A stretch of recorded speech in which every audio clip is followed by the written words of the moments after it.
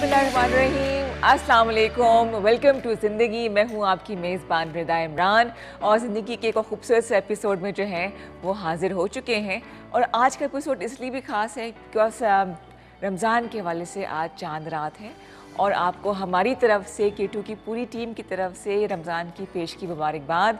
अल्लाह ताला हमें ये मौका दे कि हम रमज़ान को सही मायनों में गुजार सकें, इबादत कर सकें और लोगों के काम आ सकें। मेकअप रूम में अभी यही बात करी थी हमारी मेकअप आर्टिस्ट नजमा आपी कि इसमें रमज़ान के महीने में छोटी सी नेकी का भी डबल तुगना चौगना जिसे कहते हैं ना कि सवाब मिलता है। और हम लोग उस खुशनसीब मुल्क से ताल्लुक़ रखते हैं जहाँ पे चैरिटी करने का, जहाँ पे लोगों की खिदमत करने का रुझान बहुत ज़्यादा है। ख़ास तौर पे रमज़ान में ये एज़ाज़ हमें हासिल है कि हम अरबों रुपए की, जी जनाब, अरबों रुपए की चैरिटी करते हैं। लोग चाहे किसी इदारे को दे रहे हों, चाहे किसी एक फ़र्द की खिदमत की जा रही हो, ये जज्बा हमारे में दुगना हो जाता है। और मुझे ये भी उम्मीद है, बल्कि यकीन है कि ये रमज़ान भी आप K2 के साथ गुजारेंगे। रमज़ान शादमान के नाम से ट्रांसमिशन हो रही है, ख़ास प्रोग्राम होंगे, आप होंगे, हम साथ मिलकर अफ्तार करेंगे, सहर में भी हम इकट्ठे होंगे और मैं आपसे इतवार के इतवार मुलाकात करूँगी। तो आपके फ़ीडबैक का हमें इंतज़ार रहेगा। फ़िलहाल तो हम ज़िंदगी के हवाले से बात करेंगे। प्रोग्राम में शामिल होने के लिए आप नंबर्स नोट कर लीजिए। हमारा नंबर है जी 051 जो कि सिटी कोड है। इसके अलावा है जी 41023570 0514102357 और डॉक्टर अफशा से डायरेक्टली बात करने के लिए व्हाट्सएप नंबर है 0333513948 यानी कि 0333513948 जी। अस्सलाम वालेकुम। अस्सलाम वालेकुम। रमज़ान मुबारक आपको भी। आपको भी रमज़ान मुबारक। आप सुनाएं, खैरियत से हैं? जी अल्लाह का पहुंच गई खैरियत से? हाँ जी, आज ट्रैफिक बहुत जाम। ट्रैफिक कब नहीं होता मुझे ये बताएं। अच्छा, रमज़ान में मैं अभी बात करी डॉक्टर अफशा के पेशेंस का होना बहुत ज़रूरी है। सब्र सिर्फ रोज़े में खाने पीने को रोकने का नाम नहीं है, और ट्रैफिक के मामले में हमें ज़रा थोड़ा सा और सीखने की ज़रूरत है, सब्र और तहम्मुल। असल में ट्रैफिक में ये होता है ना रोज़े में कि हर बंदे को घर पहुंचने की जल्दी होती है। हाँ जी। और स्पेशली हमारे जैसी बेगमात किचन में खड़ी हुई होती हैं। हाँ। और फ़ोनों पे फ़ोन, हस्बैंड को फ़लाँ चीज़ रह गई, फ़लाँ चीज़ रह गई, फ़लाँ चीज़ रह गई, तो वो एक हड़बड़ बड़बड़ मच जाती है। हाँ, खासतौर पर जब प्रोग्राम करने के लिए हमें आना पड़ेगा या जो भी स्केड्यूल आपके क्लिनिक का भी होगा उसको मेंटेन करना। वैसे हमारा सुबह 12 से लेकर शाम 8 बजे तक है रमज़ान शरीफ में। अच्छा। और जो भी बंदा हमारे साथ अफ्तारी करना चाहिए ज़रूर करे। करते हैं हमारे साथ अफ्तारी। तो ये है कि हम 12 से 8 बजे तक होते हैं सुबह, दिन 12 से लेकर 8 बजे तक। और डॉक्टर अफशा जो हैं वो कमर्शियल मार्केट रावलपिंडी में पिछले 23 साल से अफशा मेडिकल सेंटर चला रही हैं। बांझपन के हवाले से स्पेशलाइजेशन उन्होंने किया हुआ है। हमारे पास जो कॉल्स आती हैं वो बेऔलादी के हवाले से भी आते हैं। अच्छा, कुछ हम रमज़ान के हवाले से भी बात कर लेंगे जी कि क्या हमारा एक रूटीन होनी चाहिए। डॉक्टर के पॉइंट ऑफ व्यू से आप बताइए। खाने पीने में हाँ, या रोज़े में? दोनों। अक्सर सवाल मेरे से वैसे एज अ मेडिकली जो पेशेंट्स करते हैं वो शुगर के मरीज़ करते हैं कि हमारा रोज़ा होना चाहिए या हमें रोज़ा रखना चाहिए या नहीं रखना चाहिए। तो ऐसा है कि ये डिपेंड करता है आपके विल पावर पे।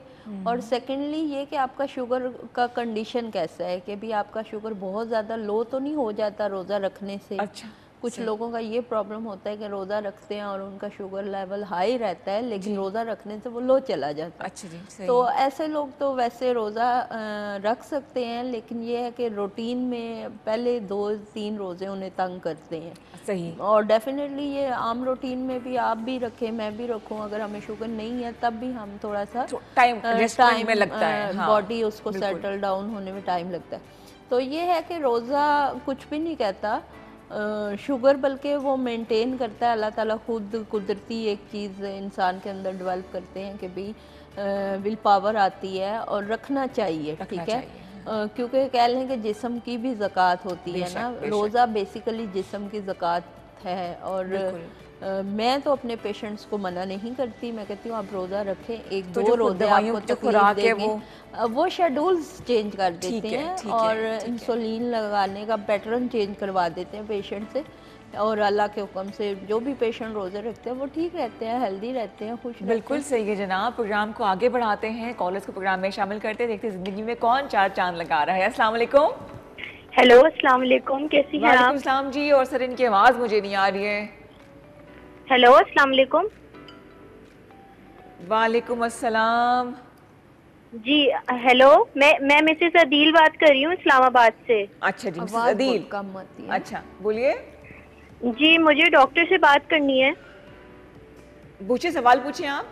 जी, मुझे इनफर्टिलिटी के हवाले से पूछना है कि ये बताएं कि एक कपल शादी के बाद कब तक जो है वो मतलब इंतज़ार कर सकता है और फिर उसके ओके। बाद उसको अपना ट्रीटमेंट कराना चाहिए। अच्छा, ये आप लाइन पर रहिएगा। डॉक्टर अफशा, ये पूछ रही हूँ कि आवाज़ थोड़ी सी क्लियर नहीं आ रही है कि एक कपल कितने अरसे तक औलाद के लिए इंतजार कर सकता है, उसके बाद उसको इलाज कराना शादी चाहिए? के शादी के 1 से 2 साल आपको रिलैक्स टाइम गुजारना चाहिए, लेकिन अक्सर कपल्स को मैं ये एडवाइस करती हूँ कि आपकी शादी के 6 माह साल तक अगर प्रेगनेंसी नहीं हुई तो उसमें वरिड होने की ज़रूरत नहीं है। आप फर्स्ट ऑफ ऑल अपने hormonal profile husband and wife दोनों करवा लें। ठीक है। वो करवाने के बाद जो है, अगर लेट्स सी उन टेस्ट में कोई प्रॉब्लम आती है, कोई हार्मोन डिस्टर्ब होता है, आपके पीरियड इनरेगुलर हैं, या कोई अल्ट्रासाउंड में पॉलीक्सिस्टल ओवरीज आती हैं, सही। तो फिर उसका ट्रीटमेंट लें। सही। अगर लेट्स सी आपके बिल्कुल टेस्ट ठीक आते हैं, आपके आयरन कैल्शियम लेवल सब कुछ मेंटेन है, एगोविलेशन अच्छा हो रहा है, सब कुछ अच्छा सही। है, सही। तो फिर आप वरीड ना करें। और हस्बैंड के भी अगर टेस्टोस्टेरोन लेवल अच्छा तो है, मतलब 1.5-2 साल तक। 1.5-2 साल तक आप बिल्कुल टेंशन ना लें, अगर आपके टेस्ट क्लियर है तो। हाँ, ठीक। अगर टेस्ट में कोई प्रॉब्लम है तो फिर उस चीज़ का तो डायरेक्ट मिसेस आप। अदील, आपने टेस्ट वगैरह करवाए हैं अपने? नहीं डॉक्टर, मैं किसी और के लिए पूछ रही थी। और मुझे ये भी बताइए कि जो है क्या वेट से इसका कोई ताल्लुक है, प्रेगनेंसी का क्या वेट से ताल्लुक अच्छा, है कोई? वेट ज्यादा होने का पूछ रही हैं आप? जी, वेट वेट ज्यादा गेन? हो अगर। अच्छा, वेट कितना है आपका? नहीं, मेरी एक फ्रेंड है, उनके यू लिए मैं आस्किंग फॉर पूछ रही हूँ। Someone else? अच्छा, क्या वजन जी, ज्यादा होने का भी उनका ताल्लुक है उनका प्रेगनेंसी ना हाँ होने 67, जी, से? वजन अगर आपका 67 ज़्यादा केजी है। है और हाइट आपकी कम है तो उसकी वजह से भी प्रॉब्लम्स आती हैं, लेकिन ये है कि हार्मोनल डिसबैलेंस होना बड़ा प्रॉब्लम ठीक करता है, है। ठीक तो है। आपका वेट भी उसी वजह से ज़्यादा होता है जब आपके हार्मोन्स डिस्टर्ब होते हैं। अच्छा, तो तो कुछ आप पहले ये चेक करवाएं, फिर उसके बाद देखेंगे क्या करना है। जी, कुछ टेस्ट चलें। बताएं मिसेस अदील, वो अपनी फ्रेंड को आप बता दीजिएगा। मजीद कंसल्टेशन के लिए व्हाट्सएप नंबर जी स्क्रीन पर नजर आ रहा है, डॉक्टर जी। अफशा से आपकी दोस्त रब्ता कर सकती हैं। कुछ टेस्ट होंगे और उसके बाद आप चाहें तो डॉक्टर अफशा क्लिनिक जाके आप बाकायदा इलाज करवा सकते अच्छा, हैं। इसमें रिदा एक चीज़ मैं अपने कपल से, फ्रेश कपल जो जी हैं जी जी। उनसे ये डिस्कस करना चाहती हूँ कि अक्सर कपल में ये होता है कि शादी को 3 माह 4 माह हो गए, अम्मी के साथ, बहन के साथ, कज़न के साथ, या किसी ने भी जहाँ पे रेफ़र किया, वो मुख्तलिफ डॉक्टर्स के पास या विदाउट एनी डॉक्टर्स, मतलब सेल्फ मेडिकेशन जिसे आप कहते हैं, तो बच्चियाँ शुरू कर देती हैं कि भी हमें 2 या 3 या 4 महीने प्रेगनेंसी नहीं हुई, पीरियड्स आना शुरू हो गए, तो वो अपने तौर पे, जैसे किसी फ्रेंड ने बता दिया, किसी कज़न ने बता दिया कि भी ये मेडिसिन मैंने खाई थी तो मुझे प्रेगनेंसी हो गई थी। तो वो मेजॉरिटी कपल्स हमारे पास आते हैं और वो बताते हैं कि हमें शादी को 2 साल हो गए, 3 साल हो गए और हमने ये मेडिसिन खाई हुई है, ये मेडिसिन खाई हुई है। तो हम उनसे जब ये डिटेल लेते हैं कि आपने ये मेडिसिन किससे किसके पूछ कहने के? पे हाँ खाई, या हाँ। क्यों खाई, या क्या हार्मोन डिस्टर्ब था आपका, या क्या प्रॉब्लम थी, तो वहाँ पे हमें ये सुनने को मिलता है कि भाई हमारी कज़न ने बताई थी, हमारी फ़लाँ रिलेटिव ने खाई थी, हमारे दोस्त ने खाई थी, उसको हो गया था। तो डेफिनेटली उसको किसी डॉक्टर ने रिकमेंड की होगी या उसके ऊपर वो चीज़ सूट कर गई होगी, तो वो उसने ली है, तो एक अच्छा बेटर रिजल्ट आ गया। लेकिन हाँ, ये पॉसिबल तो नहीं है ना कि वो आपकी बॉडी पे सूट करता है या नहीं करता। एग्जैक्टली तो ऐसे एग्जैक्टली। कपल मेरे पास बहुत ज़्यादा आते हैं हाँ, जो कि मेडिसिन सेल्फ मेडिकेशन करते और हैं काम वहाँ। खराब करा देते हैं अपना। हाँ, वहाँ पे हाँ। उनकी यूट्रस को उन इतनी हैवी डोज की हेलो। मेडिकेशन की ज़रूरत नहीं होती, ना हस्बैंड के ना वाइफ के। सही तो सही। वो ये चीज़ है कि हेलो। जब ये चीज़ें सामने आती हैं तो वो जो प्रॉब्लम 10% या 20% ख़राब होता है वो 100% ख़राब हो जाता है, 80% ख़राब हो जाता है। और डेफिनेटली हमारे जो इस्लामी माशरा है, जी जी। तो ये चीज़ डिस्कस भी नहीं होती आम रूटीन में कि बिल्कुल भी सही। आपका ये इशू है, आपकी ये बात इशू। में काट रही कॉलर हमारा वेट करिए। हाँ जी। 05141023357। लेट्स सी हमें कौन ज्वाइन कर रहा है। अस्सलाम वालेकुम। अस्सलाम वालेकुम। हेलो। अस्सलाम वालेकुम। वालेकुम सलाम जी। जी, मैं डॉक्टर अफशा से बात करना चाहती हूँ आवाज़ गायनी के का हवाले से। मसला है। हाँ, हेलो, मेरी आवाज़ नहीं आ रही परफेक्ट है? परफेक्ट, बिल्कुल आ रही है। आपका नाम? मेरा नाम सबा है। ओके सबा। मैं इस्लामाबाद से बात कर रही हूँ। मैं डॉक्टर अफशा से बात करना चाहती हूँ। जी जी कीजिए। जी, बोलें। मेरी शादी को 11 साल हो गए, मेरी औलाद नहीं है। अच्छा तो सबा, आपने टेस्ट वगैरह करवाए हैं? जी जी, सारे टेस्ट करवा लिए हैं। यानी अच्छा, मेरा ये व्हाट्सएप नंबर चल रहा है ना सबा, आप मुझे अभी व्हाट्सएप कर दें, मैं आपके रिपोर्ट्स अभी देखकर आपको वॉइस नोट छोड़ देती हूँ।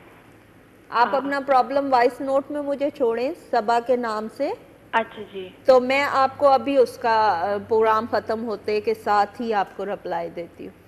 ठीक है, मैं अभी कर देती हूँ। ठीक है। इनका नंबर है जी 0333513948 0333513948 और अब मुझे कुछ दिमाग तेज करने की दवाई भी देनी है आपने, इतने अरसे से प्रोग्राम करे हुए नंबर ही भूल जाते हैं मुझे आपका।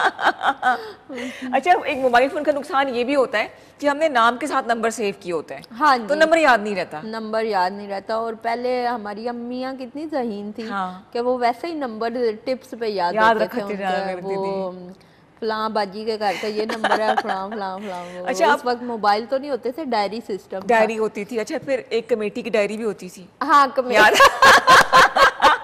मेरी अम्मा की एक होती थी डायरी, कमेटी की डायरी होती थी। लेकिन मेरी अम्मा शी इज़ वेरी जीनियस के वो जुबानी बड़ा याद रखती थी। अच्छा अच्छा, जैसे कि अब हमें पासवर्ड, फेसबुक का पासवर्ड याद रखना पड़ता है, ईमेल याद रखनी हाँ, पड़ती है, कहीं ना कहीं लिखना पड़ता है, कहीं ना कहीं लिखना पड़ता है, उसको तो मैं वो स्क्रीनशॉट ले लेके वैसे रखती ही रहती हूँ। कंप्यूटर अल्लाह बख्शे, हमारे अब्बा कहते थे अगर तुम्हारी अम्मा कोई 10 पढ़ी होती ना तो वजीर आजम लग जाती, इतना ज़हन इसका चलता है।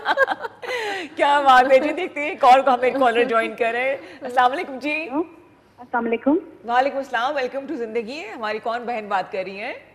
मैं नादिया बोल रही हूँ, क्या हाल है, आप ठीक हैं? बिल्कुल ठीक ठाक नाजिया, रमजान मुबारक। आपको भी रमजान मुबारक हो। खैर मुबारक। क्या सवाल करेंगी आप? मैंने डॉक्टर साहब से पूछना था, मुझे पीरियड होते हैं, एक दिन होते हैं ना? अच्छा।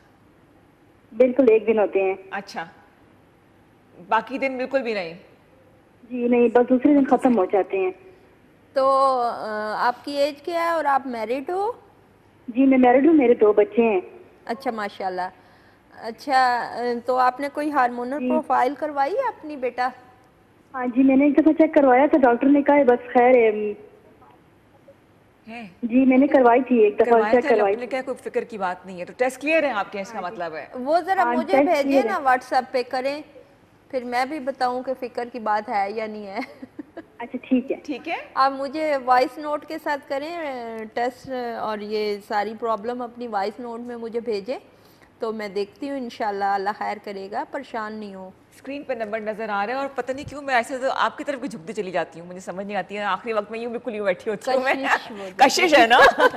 कशिश है डॉक्टर अफशाना। अफशा की कशिश। अच्छा, खवातीन पे हमारी कॉलर जा चुकी है ना? हाँ, जा चुकी हैं।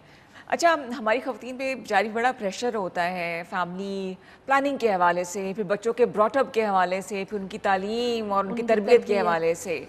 तो ये तो अच्छी बात है ना रिदा, कि हम जो काम अपने हस्बैंड या वो भाइयों पे नहीं कर सकते, वो अपने बच्चों पे फोकस करके ठीक कर लेते हैं। बिल्कुल सही है, बिल्कुल सही है। आपका टफ टाइम, आपको टफ टाइम किसने दिया, आपके बेटे ने कि बेटी ने? दोनों ने। दोनों ने? दोनों ने बहुत शरारती हैं, बहुत ज़्यादा, और अभी तक। आपके भी 2 ही बच्चे हैं ना? 2 ही बच्चे हैं, एक बेटा है माशाल्लाह 20 साल का है माशाल्लाह, और बेटी है माशाल्लाह 17 साल की, और दोनों ही मतलब सही टफ टाइम अभी तक देते हैं, क्योंकि पैम्पर्ड बच्चे हैं। अच्छा, हम ये समझते हैं कि बच्चे बड़े होंगे ना जिम्मेदारियां कम हो जाएंगी। नहीं, ऐसा कुछ भी नहीं है, ऐसा कुछ नहीं है, बल्कि बड़े होने से जिम्मेदारियां ज़्यादा हो जाती हैं और बहुत प्रॉब्लम्स होती हैं।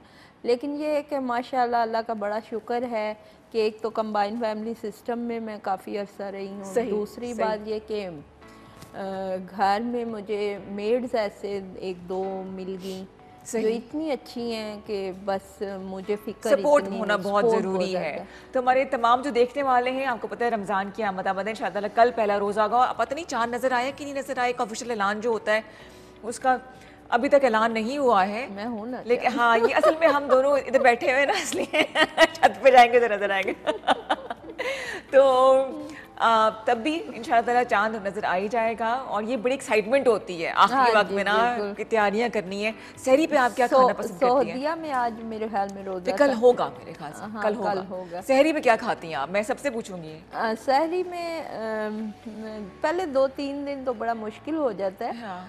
खाने को दिल नहीं करता, लेकिन ज़्यादातर यही होता है कि लस्सी पी ली और चाय पी ली और सॉलिड कुछ नहीं खाती? और नहीं, फ्रूट्स वगैरह मैं ज़्यादा लेती हूँ। हाय मैं तो पराठा जब तक ना खाऊं, पराठा सालन पहले के साथ। 2-3 दिन नहीं खाने होता ना, थोड़ा थोड़ा थोड़ा थोड़ा, लेकिन ये है कि फिर आहिस्ता आहिस्ता अच्छा, और routine हो रूटीन जाती। हमारी क्या होगी?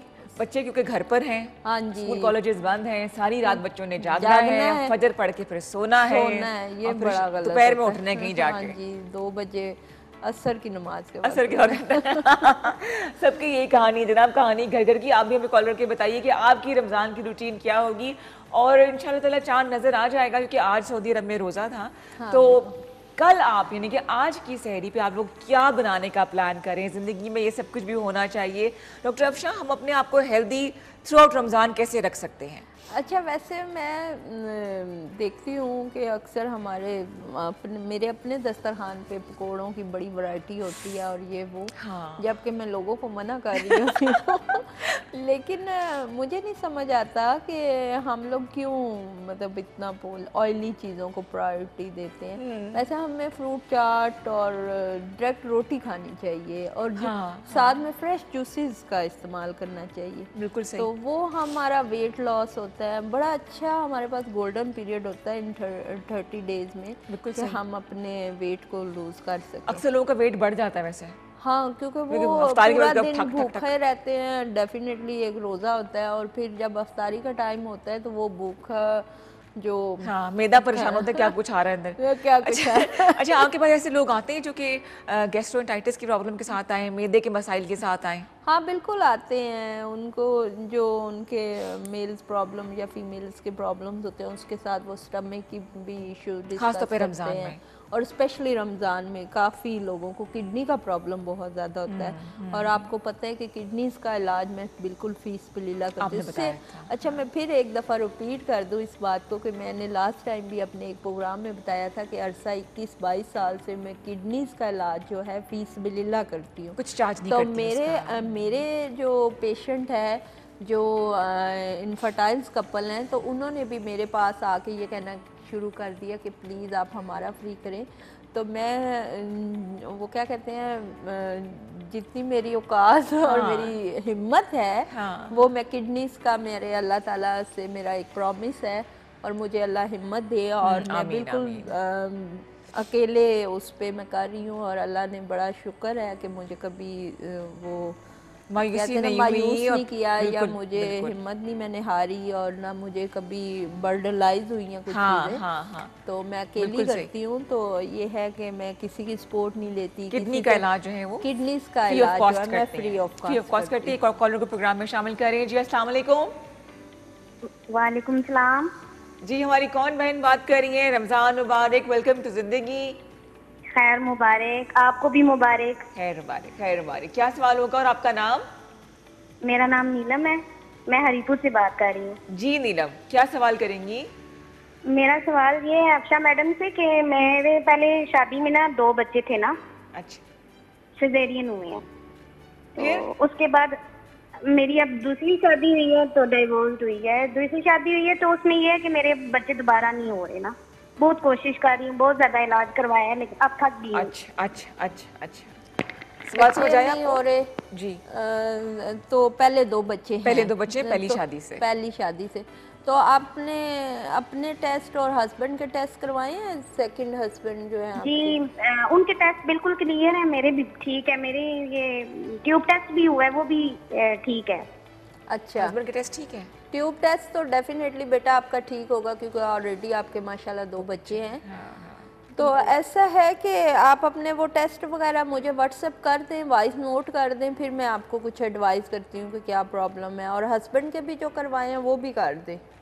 सही है, ठीक है जी। 0333513948 0333533948 और बड़ा अच्छा लगता है कि आप लोग खुल के बात करते हैं हमसे, अपनी फैमिली की तरह समझते हैं, अपनी ज़ाती मसाइल सामने लेकर आते हैं, ताकि ऐसे वो तमाम लोग जो कि सवाल करने से हेजिटेट करें, हिचकिचा रहे हैं, वो भी आगे बढ़ के जो है ना उनको कुछ फ़ायदा हो सकता है। फ़ायदा हो सकता है। कितना ज़रूरी डॉक्टर अफशा एक पेशेंट का कॉन्फिडेंस गेन करना?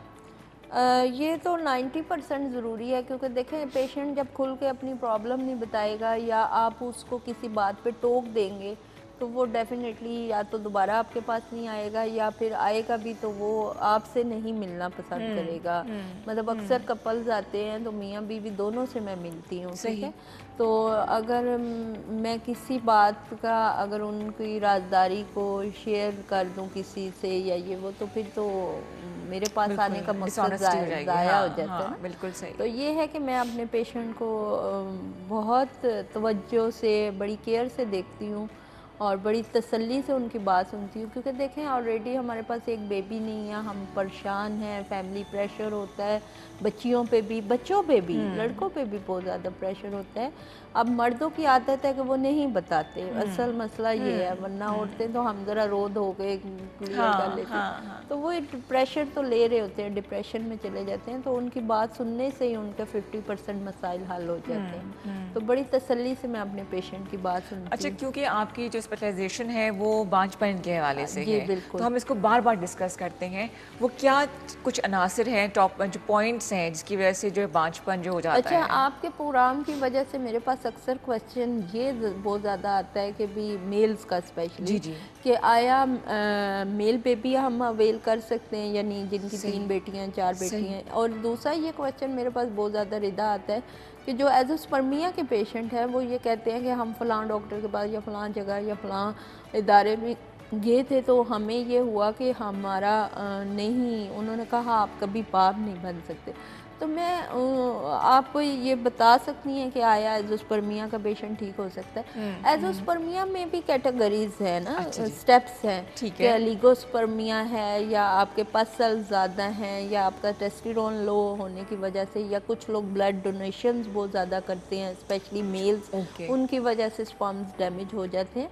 तो ये सारी चीज़ें देखनी पड़ती हैं। और सेकेंडली उनके साथ साथ तो आपका टेस्टोस्टेरोन लेवल टेस्ट करना पड़ता है, जिसमें आपका AMH का टेस्ट जो होता है वो ज़्यादा होता है लेवल या कम होता है ख़वातीन में।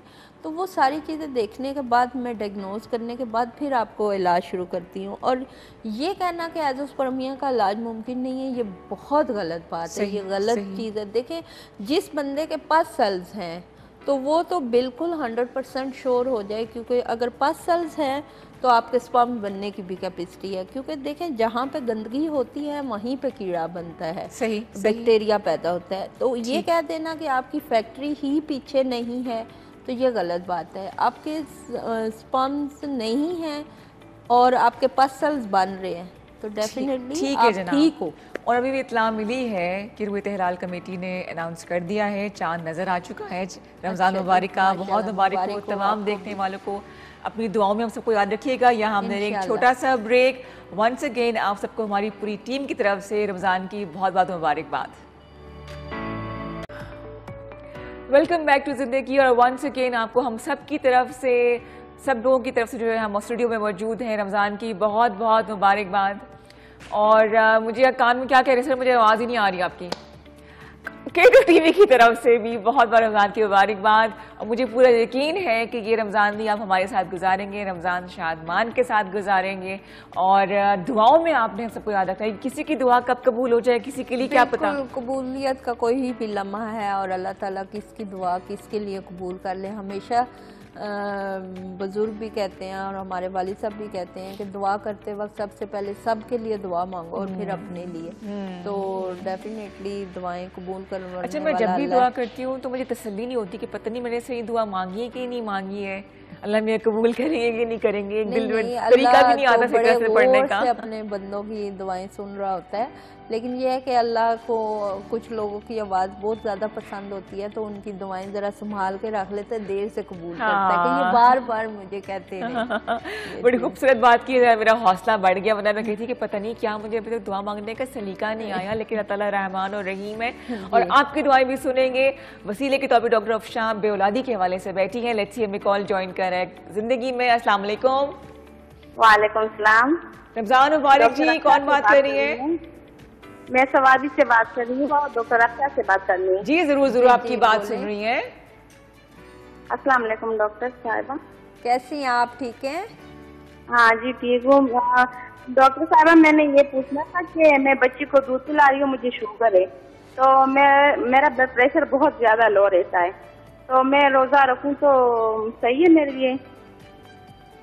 लैक्टेटिंग मदर है, ब्लड प्रेशर लो हो जाता है, शुगर भी है इनको, शुगर भी है और बच्चे को फीडिंग करवाती हैं जी। अच्छा, तो क्या पूछें, रोजा रख सकती है कि नहीं? हाँ रखें बिल्कुल। पहले 2-3 रोजे मैंने शुरू में भी यही स्टार्ट बात की कि भी तंग करते हैं, शुगर भी है और लेकिन ये है कि आप जब हिम्मत करेंगी, अभी मौसम भी बड़ा अच्छा है, तो 1-2 रोजे में मैडम एक सवाल और था कि लोग कहते हैं कि शुगर 4-5 किस्म की होती है, तो क्या ये सच है?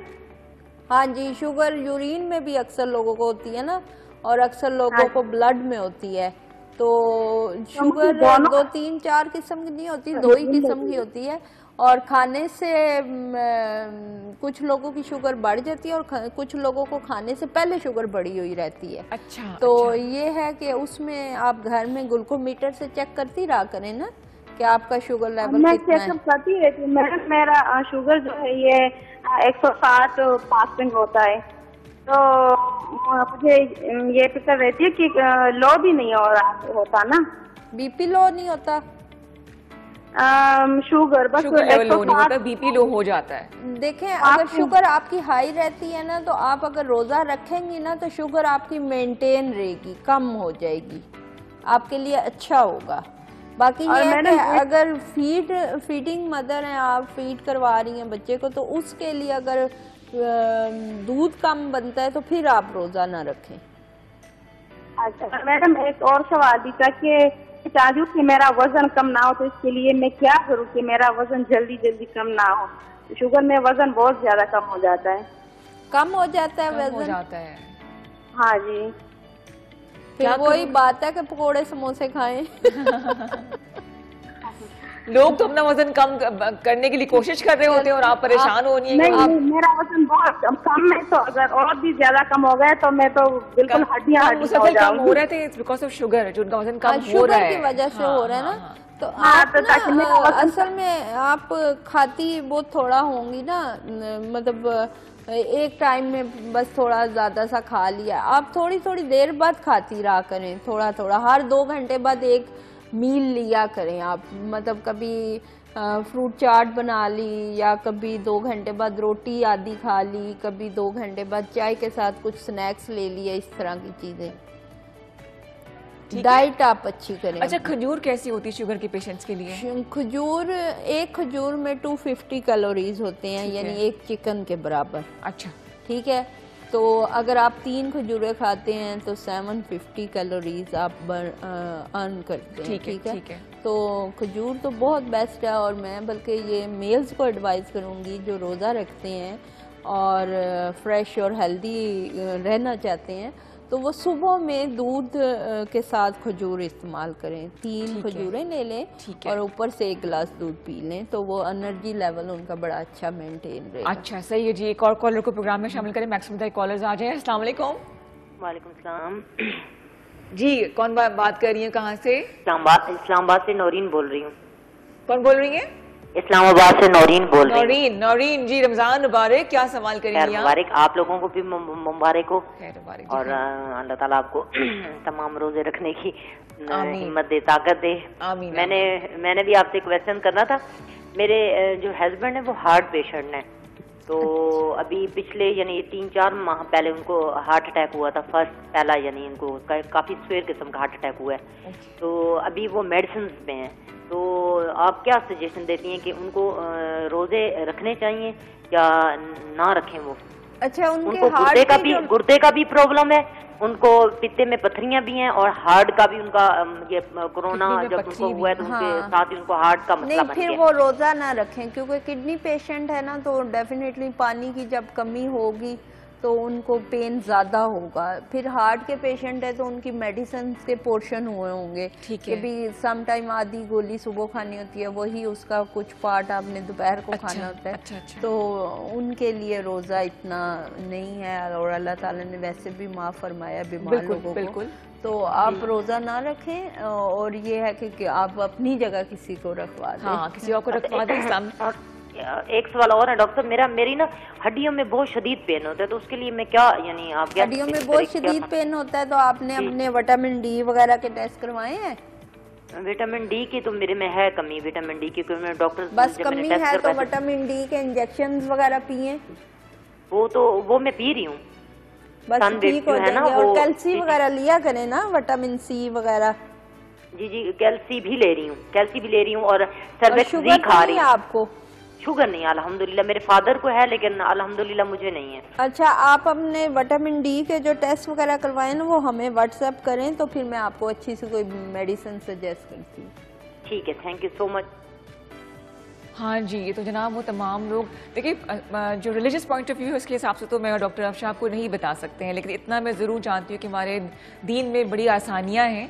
ख़ासतौर पर ऐसे पेशेंट जिनको दवाइयाँ पोर्शंस में खानी है, वो अपनी जगह किसी और को रोज़ा जो है वो रखवा सकते हैं, या इसके बदले जो है कुछ अमाउंट ने आपको आसानियाँ दी, मुश्किल नहीं है बिल्कुल इस्लाम। ये मुश्किल तो हम लोगों ने फिरका वारियत बना के और ये चीज़ें, हालांकि ऐसा कुछ भी नहीं है। और वैसे भी रहमतों का और ये मोहब्बतों का महीना है जिसमें हम अपनी मोहब्बतें बांटते हैं। वो आसानियाँ जो अल्लाह ताला ने हमें दी हैं वो हम वसीला बनते हैं औरों में बांटने के लिए। और आपने देखा होगा कि इस महीने में रौनकें इस तरह बढ़ती हैं कि सड़कों के किनारे दस्तरखान बिछे होते हैं, इफ्तार का इंतजाम किया जाता है, बाजारों की रौनकें। कोरोना की वजह से एहतियात आपने करनी है, कोरोना की वजह से भी एहतियात करनी है। और सेकेंडली ये कि क्या सबसे बड़ी बात ये है कि जब आप गट्ठे दस्तरखान पे होते हैं लोग, तो एक बरकत सी पड़ जाती है ना। बिल्कुल बिल्कुल। तो अल्लाह ताला जो है अपने नेक बंदों को अता भी करता है और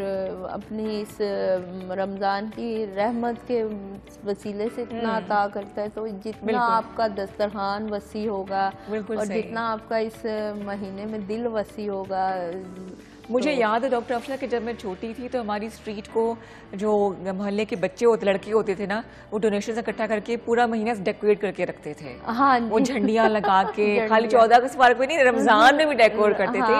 बल्कि टर्की वगैरह में, जॉर्डन में तो पूरी सेलिब्रेशन होती है और पूरा मोहल्ला जो है वो बाहर एक टेबल बाहर लगा के, लंबी सी टेबल होती है, उसमें सब लोग मिलके खा रहे, कितना मजा आता है। बड़ा कम रुझान में उम्रा करना ये वो, तो हम लोग हर रमज़ान उधर गुजारते हैं। तो मैं आपको बताऊं कि वहाँ पे जो रमज़ान मैंने वहाँ गुजारा, आप यकीन करें कि कोई पता नहीं होता कि कौन किसका मेज़बान है और कौन किसका मेहमान है। ये खूबसूरती है हमारे दिन की। और इतने मतलब वसी दस्तरखान और कहाँ से क्या क्या चीज़ आ रही है, और अमीर से अमीर बंदा भी उसी दस्तरखान पे बैठा हुआ है और गरीब से गरीब बंदा भी उसी दस्तरखान। ये खूबसूरती है जनाब हमारे इस्लाम की, हमारे दीन की। एक और कॉलर के प्रोग्राम में शामिल कर रहे हैं। अस्सलाम वालेकुम। जी वालेकुम अस्सलाम जी, रमजान मुबारक एंड वेलकम टू जिंदगी। जी शुक्रिया, आपको भी और डॉक्टर साहिबा को भी बहुत बहुत रमजान मुबारक हो जी। खैर मुबारक जी। क्या सवाल होगा आपका? मैंने 2 सवालात करने हैं। एक तो मेरा ये है कि मुझे ना अक्सर बुखार चढ़ता है, थोड़े दिन उतर जाता है, 15 दिन उतरा होगा फिर दोबारा चढ़ जाएगा, हल्का रहता है 99.2 99.3। और उसके अलावा मेरे जो सीने की हड्डी होती है बीच में, उसमें हर वक्त भारीपन रहता है और दर्द होती है उस हड्डी के अंदर। तो ये दर्द होती है उसके अंदर। आपका वेट तो नहीं कम हो रहा साथ साथ? जी थोड़ा सा लग रहा है कम हो रहा है। आप अपने टीबी के टेस्ट करवाएं, टीबी के टेस्ट करवाएं। जी, और मेरे रिब्स में ना, रिब्स में मिर्चें लगती हैं। जी रिब केजेस होते हैं ना, रिब केजेस। जी मैं ये सवाल कर लूं फिर आप मुझे टीवी पे जवाब दीजिएगा। और दूसरा एक मैंने अपने भांजे का पूछना है, उसकी उम्र तकरीबन 33 साल है और उसका बेतहाशा वजन कम हो गया है 2-3 सालों में, बिल्कुल हड्डियां निकल आई हैं। तो उसके लिए आप बता देते हैं कि उसके लिए कौन सा टेस्ट करवाना पड़ेगा? उसके नाक से ऊपर पेट में अक्सर कभी कभार दर्द होती है, दर्द उनके हेपेटाइटिस के टेस्ट करवाएं, शुगर के टेस्ट करवाएं। 33 साल उम्र बता रहे हैं आप, यंग बच्चा है तो उनको हेपेटाइटिस के, लिवर सिस्टम के टेस्ट करवाएं उनके। और इनके लिए भी ऑनर बता दें आप। और आपके लिए मैं ये बता रही हूँ कि आप अपना टीबी का देखें, आप रिब्स का, फेफड़ों का वो ही कनेक्शन है और आप हड्डी के दरमियान की वो एक कंप्लेन कर रही हैं। तो वो ये चीज़ें हैं कि आप टीबी का टेस्ट करवा लें, उसके अकॉर्डिंग देखते हैं। सेकेंडली ये कि अगर कोई फिर भी आपको कुछ समझ नहीं आ रहा तो आप वॉइस नोट छोड़ दें, मैं आपको टेस्ट नेम जो है आपको व्हाट्सएप कर देती हूँ, भांजे के हवाले से भी और उसके हवाले से भी। और जो आप कह रही हैं ना कि डे बाय डे उनका वज़न कम हो गया ये वो, तो आपको एक चीज़ बताऊं कि हमारे माशरे में आजकल नशा भी इतना ज़्यादा फैल चुका है, आइस और मुख्तलिफ चीज़ें ये वो, तो ये हमारे बच्चों को अल्लाह ताला बचाए उसको उससे। तो ये भी चेक एंड बैलेंस रखें कि कहीं किसी किस्म के नशे में, ड्रग्स में तो नहीं है वो बच्चा। तो ये भी थोड़ा एक देखने। अच्छा, होम्योपैथिक में नशे का इलाज भी है? नशे का इलाज भी है, लेकिन बहुत टाइम उसको वेट करना पड़ता है। अच्छा, लंबा प्रोसेस है? लंबा प्रोसेस। सही। अच्छा, टीबी के हवाले से बताइएगा। टीबी को बहुत ही खतरनाक बीमारी समझा जाता था और अभी भी एक मिसकंसेप्शन है इसके हवाले से। ऐसी बात नहीं है, आजकल तो बड़ा जदीद टेक्नोलॉजी और बड़ा जदीद ट्रीटमेंट और मेडिकेशंस और इंजेक्शंस ये वो आ गए, ऐसा कोई इशू नहीं है। लेकिन अगर है तो उसका ट्रीटमेंट हो सकता है। लेकिन अगर पता ही नहीं है कि एक चीज़ अंदर ही अंदर आपको खाई जा रही है तो वो फिर तो प्रॉब्लम्स होगी ना। कोई भी बीमारी आगे बढ़ती ही चली जाती है ना, अगर आप सही वक्त पे कंट्रोल नहीं करते। बिल्कुल सही। तो हम आपसे बात करें जनाब कोरोना के हवाले से कि जब आप एहतियात करें, रमज़ान में चैरिटी भी कीजिए, मिलना मिलाना भी रखिए, लेकिन फासले के साथ, जैसे कि हम ले रहे छोटा सा फासला, छोटा सा ब्रेक ले रहे हैं। यहाँ लेते छोटा सा ब्रेक, आप देख रहे प्रोग्राम ज़िंदगी, हमारे साथ रहिए जी। वेलकम बैक टू ज़िंदगी। हम आपसे बात कर रहे हैं कुछ रमज़ान के हवाले से। इसी हवाले से अगर आपने कुछ पूछना है, डॉक्टर अफशान यहाँ मौजूद हैं। खुदा न खास्ता किसी बीमारी का आप शिकार हैं और आप चाहते हैं कि रमज़ान में आपकी रूटीन क्या होगी, डाइट क्या होगी, ब्लड प्रेशर है, शुगर है या कोई ऐसा मसला है जो रमज़ान में आपके इस रूटीन को अफेक्ट कर सकता है, तो उसके लिए हमें कॉल कीजिए। हमारा टेलीफोन नंबर है 051-410-2357 051-410-2357 और व्हाट्सएप नंबर पे डॉक्टर अफशान से आप रब्ता कर सकते हैं। प्रोग्राम के बाद वॉइस नोट कीजिए, साथ प्रोग्राम का हवाला दीजिए ताकि फिर जल्दी जल्दी आपको जवाब मिल सके। 0333-513-9482 0333 5139482। तो हम ये बात कर रहे थे कि रमज़ान की रौनकें बरकरार रहेंगी, लेकिन कोरोना का ख्याल रखना बहुत ज़रूरी है। वैसे मैं बहुत कम बाहर निकलती हूँ क्योंकि हॉस्पिटल में ही सारा टाइम ही नहीं मिलता होगा, मेडिकल सेंटर पे ही वो सारा टाइम होता है। तो आज इत्तेफाक से थोड़ा सा मैंने वही रमज़ान के हवाले से थोड़ी तैयारियाँ शारियाँ ये वो, क्योंकि मेरा बड़ा वसी दस्तरखान होता है और मेरा सारा स्टाफ और हम सब इकट्ठी फैमिली वगैरह खोलते हैं, रोज़ा गट्ठा अफ्तार करते हैं। तो आई वाज शॉक्ड कि भी इतना रश और इत्तेफाक से मेरा गुज़र हुआ लाइमलाइट के उससे आगे, तो ऐसे लग रहा था जैसे यहाँ पे कोई चीज़ मुफ्त बट रही है। मैंने अपने हस्बैंड को बोला ज़रा 1 मिनट इधर रोके, कोई ऑफर तो नहीं लगी कोई फ्री सिलसिला तो नहीं आ रहा रमज़ान की खुशी में। तो मतलब लोग कोई एहतियात नहीं कर रहे, तो ये बड़ी नुकसानदेह बात है। और 5-10 रुपए का मास्क के शायद 20 रुपए का मिलता है। मैं तो डब्बा ही ले आई थी। मास्क सबने लगाया हुआ है। अच्छा, मास्क लगाया हुआ है, मास्क सबने लगाया हुआ है, लेकिन बंदे के साथ बंदा जुड़ा यार, ये बड़ा मुझे समझ नहीं आती है सीरियसली। ये तो SOPs हमने पक्का फॉलो कर लिया है। मास्क वाला अब तो वो मैचिंग वाला भी, तो मैचिंग मास्क में ब्राइडल मास्क आ गए हैं। वही ना, जिस काम का लहंगा उसी काम का मास्क होता है। क्या बात है भाई। तो जनाब, लेकिन डॉक्टर अफशान जो है, अब टॉपिक से ये ना हट ना जाएं कि पिछले 23 साल से प्रैक्टिस कर रही हैं और बांझपन के हवाले से खास तौर पर तहकीक कर रही हैं और इलाज कर रही हैं। इसके अलावा किडनी का और फीमेल्स दोनों, मेल्स और फीमेल दोनों का। और आप किडनी का इलाज जो है, किडनीज का इलाज मैं बिल्कुल फीसबिल करती हैं। अच्छा, किडनी की जो बीमारियाँ हैं कितनी किस्म की होती हैं? किडनी तो बहुत सारी बीमारी होती है, जैसे किडनी में स्टोन होना, किडनीज का सुकड़ जाना, यूरिन में इन्फेक्शन हो जाना, या किडनीज का साइज़ का सिकुड़ना, साइज़ कम हो जाना, एक किडनी से दूसरी किडनीज का बड़ा होना, इनलार्ज होना किडनी का, और किडनीज में सिस्ट भी हो जाती है, इन्फेक्शन भी हो जाती हैं। तो ये सारी चीज़ें हैं। और इसके साथ RFT आपका बढ़ जाता है, क्रिएटिनाइन बढ़ जाता है, यूरिक एसिड बढ़ जाता है, यूरिया बढ़ जाता है। तो ये सारी चीज़ें किडनी से रिलेटेड हैं। और किडनी इतना ही अहम वर्क करती है जितना कि आपकी बॉडी पे हार्ट वर्क करता है। सही। तो आप अपने दिल का भी इतना जितना ख्याल रखते हैं उतना ही किडनी का करें। और मैं अक्सर लोगों को ये एडवाइस करती रहती हूँ कि आपको अगर किडनी में पेन है तो आप पानी पिएं, लेकिन पानी ठंडा नहीं पिए, गर्म पानी पिए। वार्म वाटर आपको जितना हेल्प करता है किडनी के प्रॉब्लम्स को सॉल्व करने में, इतना आपको ठंडा पानी नहीं करता। सही। तो ये है कि आजकल मैं बच्चियों में या बच्चों में देखती हूँ कि वो सारा दिन लैपटॉप पे या कंप्यूटर पे इस तरह मोबाइल पे होते हैं, तो पानी नहीं लेते बच्चे, मतलब जिस तरह, और अगर लेते भी हैं तो वो पेप्सी, सॉफ्ट ड्रिंक्स, ये वो इस तरह, तो वो बड़ी नुकसानदेह चीज़ें हैं। तो ये इसके लिए हमें ज़रा अच्छा, एक हेल्दी किडनी के लिए कितना पानी पीना ज़रूरी है, खासतौर पर रमज़ान में? तकरीबन 1 से 1.5 लीटर। और रमज़ान में जो है अल्लाह ताला वैसे एक सर्कल बना देता है और एक कुदरती एक सिलसिला बन जाता है। लेकिन ये कि रमज़ान में भी आपको, अगर आप पानी नहीं ले सकते तो आप एनर्जी ड्रिंक्स वगैरह जो आप लेते हैं, फ्रेश जूसेस वगैरह, तो वो बहुत ज़्यादा, स्पेशली कावा लें, गर्म पानी लें, और उसके साथ जैसे एप्पल का फ्रेश जूस ले लें, गाजर का जूस ले लें, माल्टा अगर आजकल है तो माल्टे का जूस ले लें, मतलब लिक्विड फॉर्म में ज़्यादा चीज़ें ले लें। उससे ये है कि आपका एनर्जी लेवल भी बहाल रहेगा और ये वो। अच्छा, क्या फ़ौरन ही रोज़ा खोलते या जब बहुत सारा पानी पी लेते हैं वो सही चीज़ है?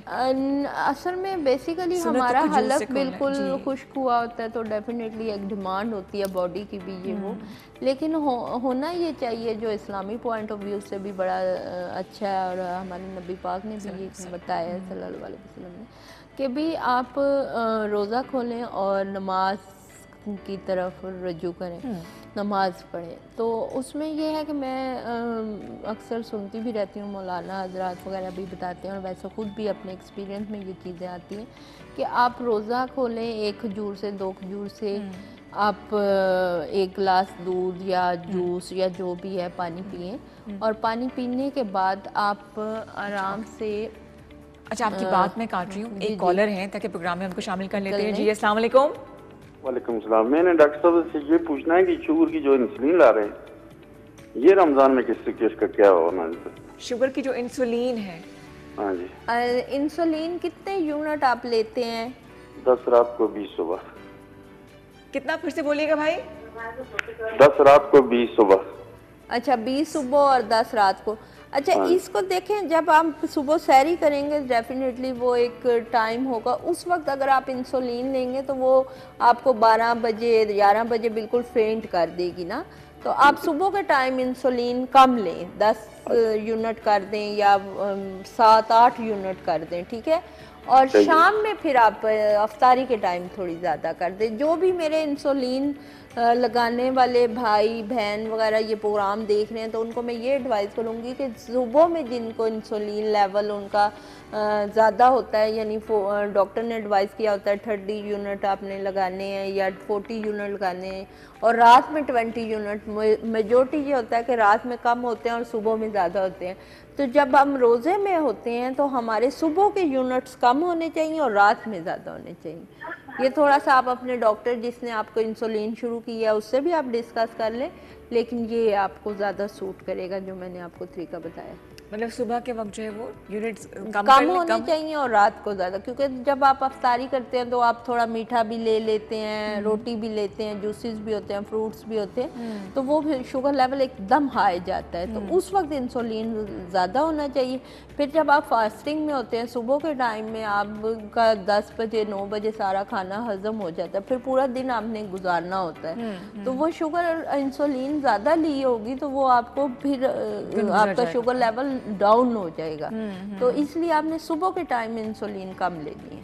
अच्छा, सही, बिल्कुल सही कह रही हैं आप। क्या रूटीन रख रही हैं जी अपनी, आप मुझे बताएं ना, कल से क्या रूटीन हो जाएगी रमज़ान के साथ साथ? कल की मेरी क्या रूटीन होगी, मैंने बस 12 से लेके 8 बजे तक क्लिनिक है, ठीक है, और साथ साथ चलते फिरते अफ्तारी की तैयारियां भी हैं, क्योंकि हमारा बहुत बड़ा किचन है क्लिनिक में ही। अच्छा। तो एक सिलसिला है, नौकरों को भी देखना है, साथ साथ ये वो, और सब मिल के करते हैं ना असल। अच्छा, मज़ा इसी चीज़ में आता है, इसी चीज़ में। तो ये है, और बस रोज़ा खोलेंगे और अफ्तारी, और उसके बाद तरावी लाजमी पढ़नी है, और बड़ी एक्साइटमेंट होती है बच्चों में, और ये वो सब कुछ। अच्छा, और दूसरी बात ये है कि रमज़ान के मुझे लगता है एसेंस ये कि सब मिलके काम करे होते हैं, इबादत मिलके करने में मज़ा आता है, खासतौर पर ताक रातों में। सहरी की तैयारी करने, हमारे यहाँ तो ऐसी भाग दौड़ मची होती है ना सहरी के वक्त किसी ने अच्छा बेटा कह रहे मिल्क शेक पीना, मिले क्या मिल्क शेक कोई नहीं पीना, आराम से बस चाय दूध पत्ती बना के पियो, उनके अपने वो होते हैं कि हम ये भी पी लें तो टीलास खा ले। मैंने कहा हम लोग पराठे खाने वाले लोग हैं भाई, तब तसल्ली उससे नहीं होती है, लेकिन रोटी का जो मजा है ना सालन के साथ वो कभी नहीं जाता, दही के साथ, दही के साथ।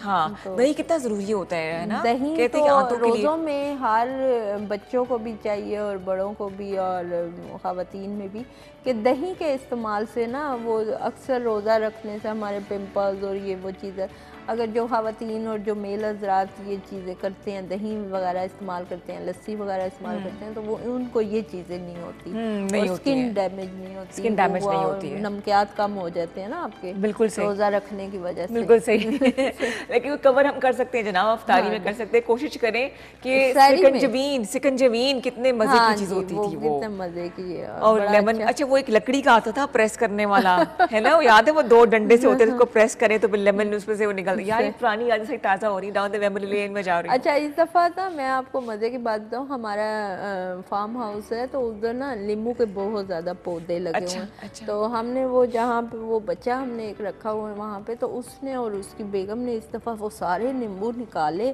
उनको निचोड़ा और उनको बोतलों में पैक कर दिया। मैंने भी ये काम करना और वो इतनी बड़ी बड़ी बोतलें पैक करके ले आए और वो कहते हैं जी बाजी अब ये बर्फ बन गई है, आपने इसको बस थोड़ा थोड़ा एक चम्मच निकाल के उसको डालना है। और मैंने भी बनाने थे, रह गए हैं, कॉलर ना हमारे रह जाए, इसी प्रोग्राम में कॉलर को शामिल करें। अस्सलाम वालेकुम। हेलो, मैं सियालकोट से बोल रहा हूँ बशीर जी। बशीर भाई रमजान मुबारक। हाँ मुबारक। और बात यह है कि मुझे शुगर तो मेरी कंट्रोल है, मैं एलर्जी भी है। एलर्जी है? अच्छा जी। एलर्जी है और मैंने एक सर के ऊपर कलफ लगाई है और बाद में गर्म कावा पिया था, तो मेरी आंखें जो है ना घूमनी शुरू हो गई हैं, वो अचक ऐसे जैसे लाइट साइड से लाइट आती है, ये क्या चक्कर है? सर पे आपने क्या लगाया है? कलफ लगाई है। डाई किया बालों को? अच्छा बालों को डाई का कोई रिएक्शन हो गया मुझे लगता है इनको। हाँ, डाई एक्सपायरी डेट भी होता है ना सामने। बिल्कुल बिल्कुल यही बात है, एक्सपायरी डेट क्या किया जाए? पूछ रहे क्या किया जाए? के किसी डॉक्टर से नहीं मिले? मिला हूँ, दारू डाल रहा हूँ, दारू, और एनक से सही नजर आता है। एनक से सही नजर आता है। एज क्या है आपकी? मेरी एज 50 साल है। 50 साल। अच्छा एक तो आप आई साइट चेक करवाएं ना, सम टाइम ये होता है कि हमें आई साइट का प्रॉब्लम चल रहा होता है, और आप जो बता रहे हैं ना एलर्जी होगी, वो तो डाई की वजह से है। तो अच्छा बालों के लिए बड़ा अच्छा टॉनिक है मेहंदी। हाँ, जो कि केमिकल वाली मेहंदी जो आप लगाते हैं वो तो बिल्कुल नहीं अच्छी। हाँ। लेकिन जो आप पत्ते लेके खुद घर में पीसते हैं या पिसवा लेते हैं, या फिर अमोनिया फ्री डाई लगाया, आसान काम तो वो कुछ इस तरह का कुछ करें तो ये वो। बाकी ये है कि श्वेत बालों के साथ भी आप भाभी को बहुत अच्छे लगते हो। हाँ, मोटिवेशन देना बहुत जरूरी है। आप ना डाई लगाएं। हाँ, सॉल्ट एंड पेपर का वैसे भी जमाना है। डॉक्टर अफशा, कल से हम भी फिर डाई नहीं करें, क्या ख्याल है? मैं तो डाई नहीं करती। अरे यार खुदाया, तौबा। जब हंसते खेलते 1 घंटा गुजर गया। डॉक्टर अफशा बहुत शुक्रिया, थैंक यू, और दुआओं में आपने मुझे और सबको याद रखना है इंशाल्लाह। और अल्लाह ताला आप सबके लिए रमज़ान की बहुत सारी बरकतें लेकर आए, बहुत सारी खुशियाँ लेकर आए।